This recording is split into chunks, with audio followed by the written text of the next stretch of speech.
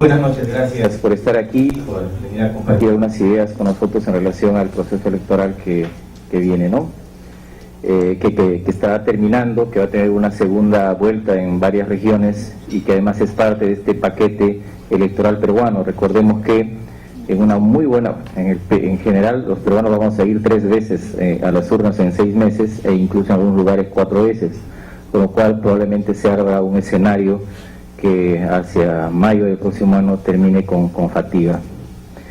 Yo lo que creo que es válido analizar en este proceso electoral es fundamentalmente el porqué de las cosas y tratar de asegurar o adivinar, precisar, hacer algo de prospectiva de algunas tendencias. Por eso yo considero que los rasgos fundamentales de la elección en Lima es el surgimiento de un outsider, en este caso Susana Villarán, y en segundo lugar los primeros efectos de lo que yo denomino la antipolítica en el Perú, que podría implicar un deterioro de las reglas del juego de la democracia y de la competencia política en el futuro cercano, promoviendo quizás la posibilidad de que sea elegido un gobierno muy débil en el año 2005. La siguiente. Algunas apreciaciones iniciales. Las elecciones municipales y regionales, si bien es cierto, implican en términos electorales una intención y luego voto en regiones y municipios, no dejan de ser elecciones nacionales, es decir, nos obligan también a tener una lectura nacional. Se permite una lectura limeña, pero hay también una lectura nacional. Reconozco que una de las intenciones del análisis político es descubrir un fenómeno en una elección. Desde el punto de vista metodológico, en la teoría política, eso es un error, porque en realidad un proceso electoral tan rico, en realidad motiva la aparición de 4, 6, 7 fenómenos al mismo tiempo, que además se ha visto en un radio, en un distrito, una circunscripción electoral como la de Lima. Yo creo que hay 4 elementos que configuran esta tendencia. La primera es que en Lima hay una alta tasa de reelección de alcaldes distritales. Y también, contra lo que se esperaba, hay un número importante de presidentes regionales que se han reelegido. Claro, más adelante veremos que hay problemas en las regiones, en algunas otras, con presidentes regionales nuevos. Una segunda apreciación es la derrota de los partidos por walkover. Los partidos perdieron por goleada el año 2006, es decir, en 3 o 4 regiones de las 24, triunfaron los partidos y el resto triunfaron listas independientes, movimientos muy espontáneos, y entonces tengo la impresión que los partidos decidieron sesgar su compromiso con el país, separando la elección nacional de la elección regional y municipal, error creo gravísimo, uno de los primeros errores, de manera que han perdido por abandono de cancha la elección regional y municipal, y eso va a tener consecuencias yo creo graves. Recordemos que Max Weber decía que los partidos eran los que motivaban las grandes identidades colectivas. Daría la impresión que en la lógica de los partidos, las identidades colectivas solo existen en Lima y no fuera de la capital. Creo que tenemos luego mayor legitimidad de origen, en por lo menos 15 regiones, teniendo en cuenta que en la anterior elección la mayoría de presidentes regionales fueron elegidos con menos del 28%. Y hoy tenemos una muy buena cantidad de presidentes regionales que han superado el 30%, algunos 35%, algunos 40%. Voy a dar paso a Alfredo, perdona. No, entonces, creo que este es un dato nuevo, interesante, donde ha pasado esto. Probablemente si entramos a mirar cada región, podríamos encontrar que hay caudillos regionales muy fuertes. Y un cuarto elemento es que los medios de comunicación han ingresado a la campaña electoral y en una buena cantidad de casos a la contracampaña electoral. Como consecuencia de esto tenemos algunos resultados que tienen una clave o un código escindido. Quizás en el caso de Lima, que se ha legitimado una disidencia política, el caso de Susana Villarán, no expresa una disidencia social, sino una disidencia política. Y es una disidencia política sustantiva, no siendo extrema ni radical, y probablemente habría que analizar por qué ha motivado tanto encono y tanta campaña, a pesar que, digamos, no expresaba lo que para muchos sectores podría ser un grave riesgo y peligro para el régimen democrático. ¿No? En las regiones tenemos una nueva legitimidad de caudillos regionales. El comportamiento de algunos me preocupa, sinceramente. Por ejemplo, el nuevo presidente de la región Junín, ¿no? Un caso muy específico. Particularmente pienso que a la región Ancash quizás no le ayuda la reelección del señor Álvarez por la conducta que ha tenido. Es bueno, por ejemplo, que en Puno no se haya elegido un presidente regional de una tendencia cuasi separatista al estilo del señor Fuentes, pero al mismo tiempo dentro de algunas regiones me preocupan algunas elecciones, como por ejemplo la del alcalde de Maynas, que es el señor que se ha hecho conocido por hacer se hizo elegir besando, el candidato besuquero o besucón o besuqueador, y bueno, pero esconde una lógica muy controversial y también con un contenido, creo yo, separatista por muchas declaraciones que ha tenido. En esto podríamos señalar como un gran hecho la división de lo que yo denomino el partido mediático. El partido mediático, este es un eufemismo, no es un partido clásico, pero es evidente, es un conjunto de personas que en los últimos años han sido portadoras de determinadas ideas en colectivo. Durante los inicios del gobierno del presidente García se ha notado un deterioro en este sector y evidentemente, como ustedes saben, ¿no? Este partido mediático se dividió, probablemente no en dos mitades, pero es evidente que hay un sector que no estuvo con la lógica de alertarle al país de lo riesgoso que podía ser la elección en Lima de Susana Villarán.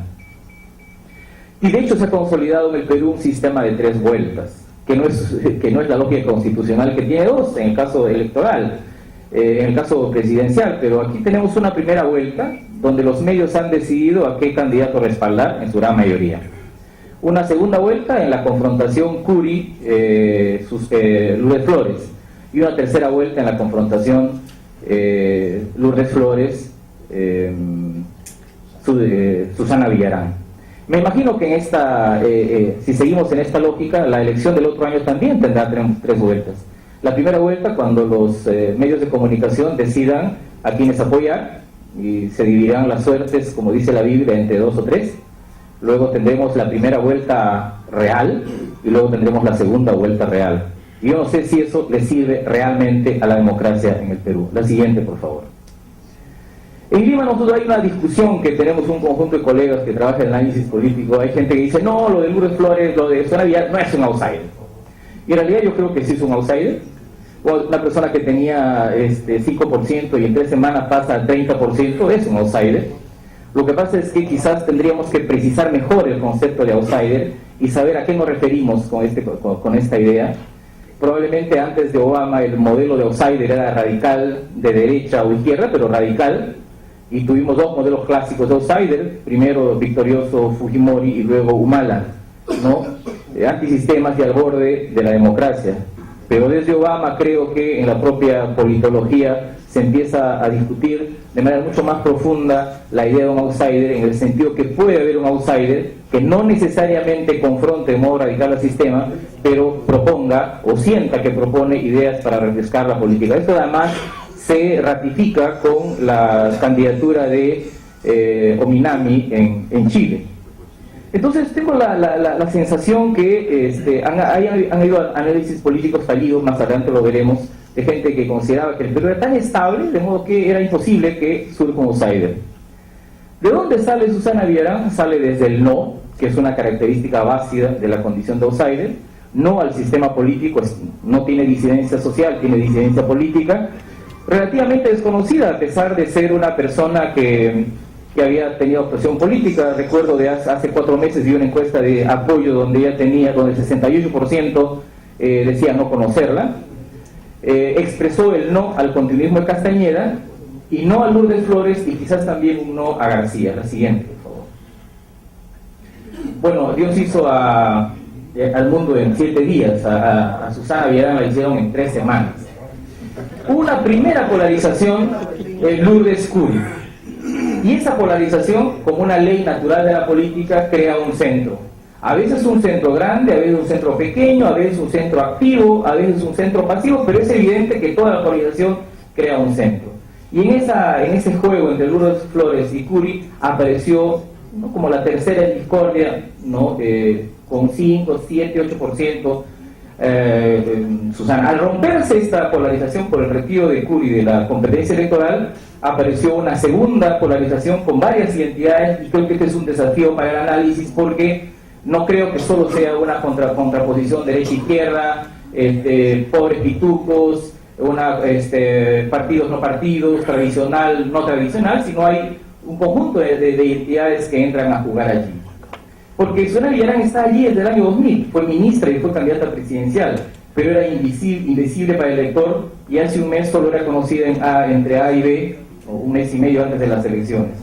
El retiro de Curi le dio un vacío. ¿Qué ayudó a Susana Villarán, que ya era la tercera, pero muy baja, en 7-8, a aparecer como la tercera en discordia que crea una segunda polarización? Uno es el retiro de Curi. Probablemente quienes tacharon a Curi pensando favorecer a Lourdes Flores cometieron ahí un grave error, era más fácil ganarle a Curi. La satanización del país conservador, hay un país conservador que teme la disidencia del estilo de Susana Villarán, que entendemos es distinta a la disidencia planteada por Humala, pero era temida Villarán. Y evidentemente un papel fundamental, habría que discutir cuánto juega el caudillo mediático, Jaime Bailey, que creo que además de caudillo mediático ha pasado a ser un dictador mediático, cuyas características y comportamiento deberían ser discutidos en términos políticos también, porque las elecciones deben ser libres y no jalonadas por poderes fácticos. La siguiente. Por eso yo creo que quienes crearon a Susana está apuesta por ideologizar la campaña, es una polarización inducida, o yo llamaría falsa polarización, y allí es donde tenemos algunos errores del análisis político.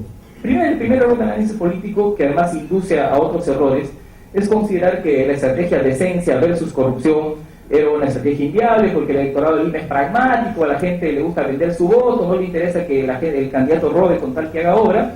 Y en realidad Lourdes Flores planteó un rayado de cancha que funcionó, y no solo funcionó contra Curi, porque también funcionó para Susana contra ella. Segundo error del análisis, la mayoría de analistas dijeron que los votos que dejaba Curi no los iba a recoger Susana Villarán, porque eran personas que se encontraban en las antípodas, como los votos de la derecha van a ir para la izquierda. Y en realidad la encuesta demostró que una gran cantidad de votos de Curi se fueron para Susana Villarán, lo que demostraba que la votación de Curi no es tan de derecha y la votación de Susana no es tan de izquierda.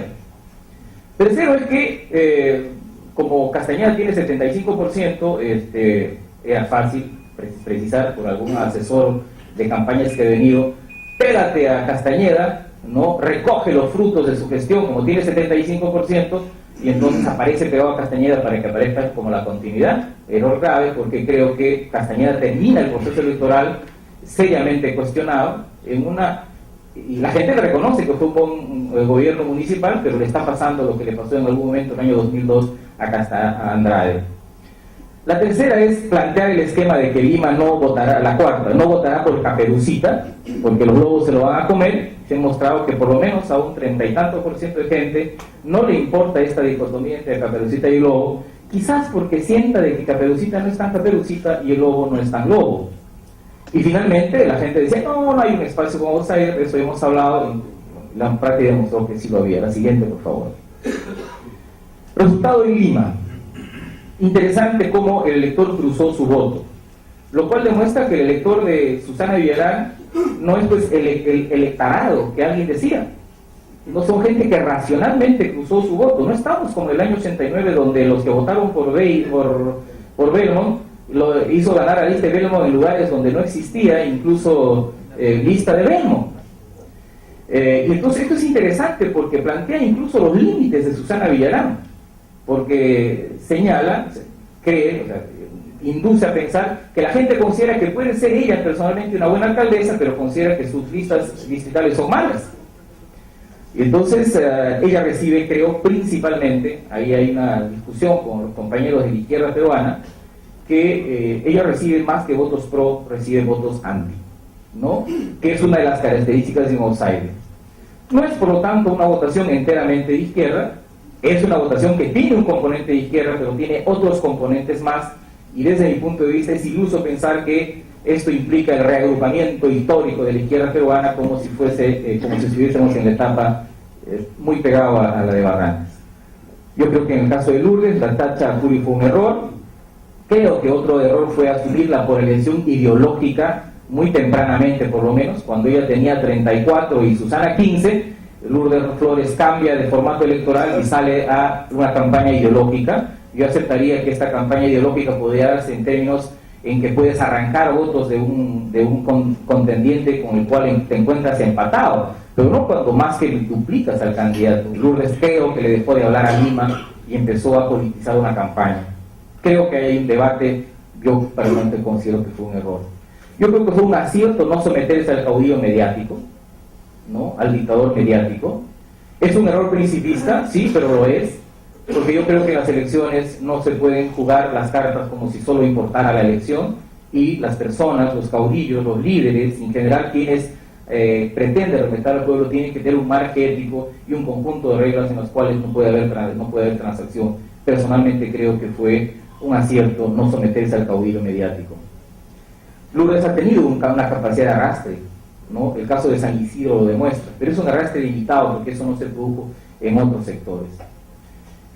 La recuperación de intención de voto de Lourdes en la última semana es cierto, lo fue. Hablará de esto más Alfredo y supongo también Cecilia, pero el costo es alto, porque eso es someter a una tensión a las fuerzas de la democracia que particularmente creo que no se la merecen en esta etapa. Voló el pacto ético electoral, pueden suscribir todo lo que quieren, y volaron las normas de financiamiento de los partidos. La cantidad de plata que vimos en Lima en las calles es impresionante, ¿no? Hay un candidato en La Molina, que yo lo tengo chequeado en la mía del señor Surek, que debe haberse gastado más o menos $500,000 en la campaña. Entonces, ¿cómo un señor que va a ganar 6.000 soles mensuales puede gastar $500,000?